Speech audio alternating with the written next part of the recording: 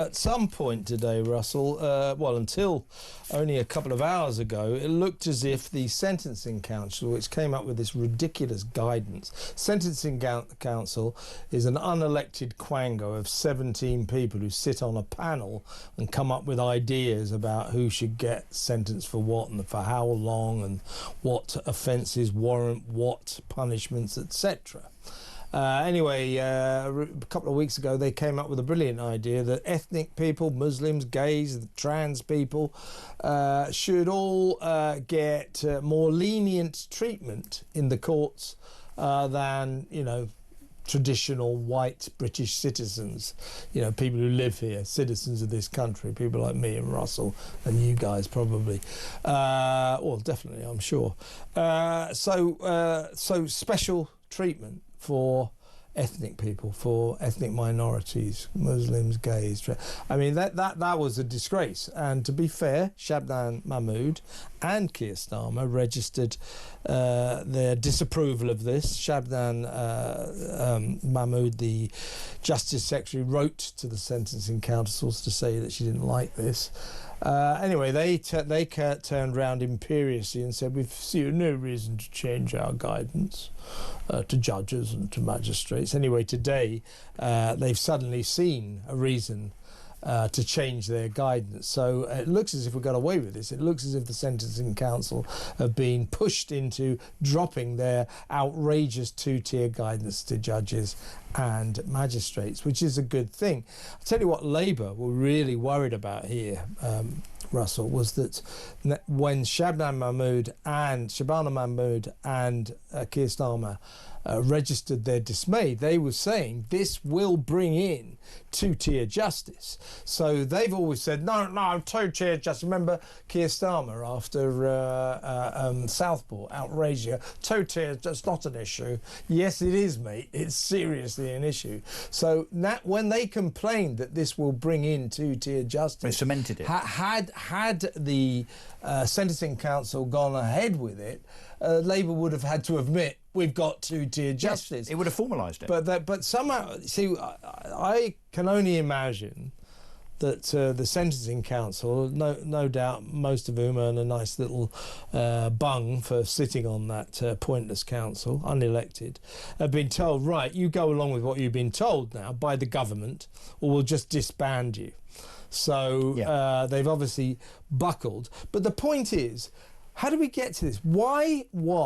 How were we ever, as a nation, in a position where an unelected quango that none of us voted for were about to bring about a profound change in British justice? Surely only the elected representatives of the people should be allowed to bring about such a change. So this emanates, I think, from the days of Tony Blair, I'm afraid.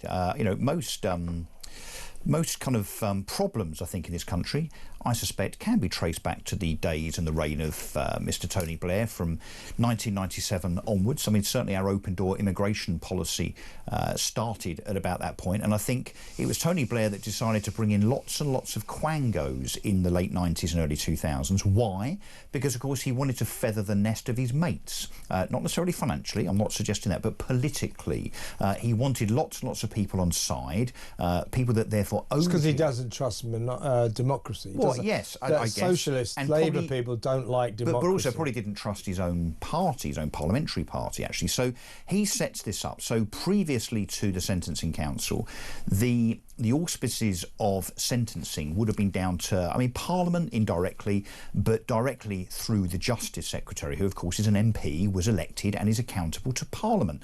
So that's where this goes back to. So what's really surprising is that governments since the 1990s, and we have had 14 years of Conservatives that are supposed to be about justice, actually, they should have changed this. They should have taken this responsibility back and given it to elected members that are accountable. But I think you're right. What's happened here, given that the Sentencing Council decided that they were going to water down, actually not one but two different approaches. One was to immigration offences and the other was to pre-sentencing reports by which way is of ethnic everyone. minorities. Which is everyone. Yes, yeah. So what they actually decided was a change of approach to every single case that comes between before a magistrate's or a Crown Court. If you were every single case, would be changed. If you were from an ethnic minority, but also no, every single case. Yes, yeah. but the more sinister thing with migration offences, in other words, if you break into the country, because coming here without permission or without documentation is an offence, they sought to reduce the maximum offence for that of 10 years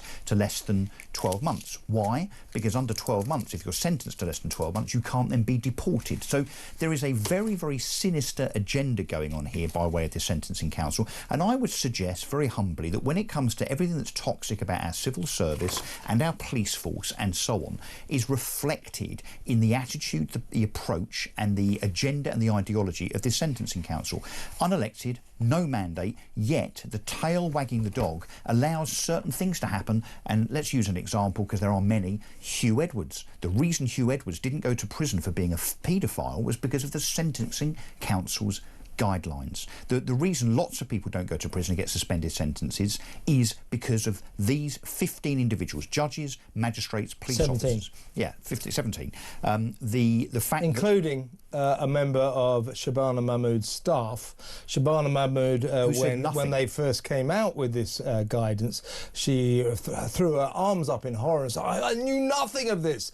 I don't believe that. No, her representative was in the room and said nothing, apparently. She knew. So she knew. She just thought that they'd get away with it. Now there's been an outcry, understandably. They've had to go along with the outcry on the basis of, oh yeah, look at this. This is two-tier justice. So, but my wider point is that we have got this infiltration of unelected people of the left in our organisations at a high level, police, civil service, education, sentencing council, that are effectively, no matter who's elected, no matter who you vote for, these people are actually calling the shots and making these very, very ill-advised, sinister decisions. The sentencing council must be disbanded. Even though they've now reneged and they've backtracked, we've got to get rid of this ridiculous, trumped-up, unelected, unaccountable sentencing council. Yeah, and a whole load of more quangos. Government by quango is government by people who haven't been elected, as I say.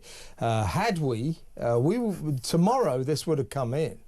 And it looked for all the world as if it was going to. So we were all sort of geared up just before the show to be furious and just say, blimey, here comes two-tier justice and it's official.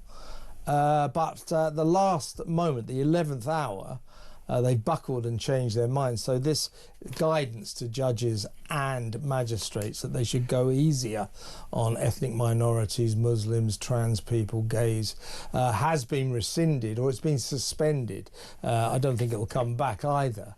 But as I say, an organisation like that that's a profound matter of policy. But they've only given in. It's a profound matter of policy, and that has to be decided by elected representatives of the people, not people who are just appointed to some shady panel that we know nothing about and we have no access to as to how it goes about its business. So outrage, as Russell said.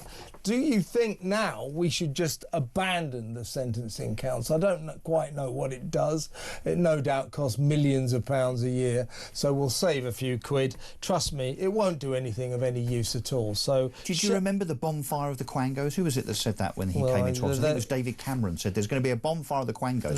But it wasn't a very big bonfire, David Cameron, was it? Well, politicians like Quangos because, or governments like Quangos because they can basically get things done. They can instruct their mates to do what they want to happen without the kind of inconvenience of one of those pesky little House of Commons votes. Well, they wash their hands of responsibility as well. They wash their hands of democracy. Yes, when it goes wrong, they can say, well, it wasn't me, Gov.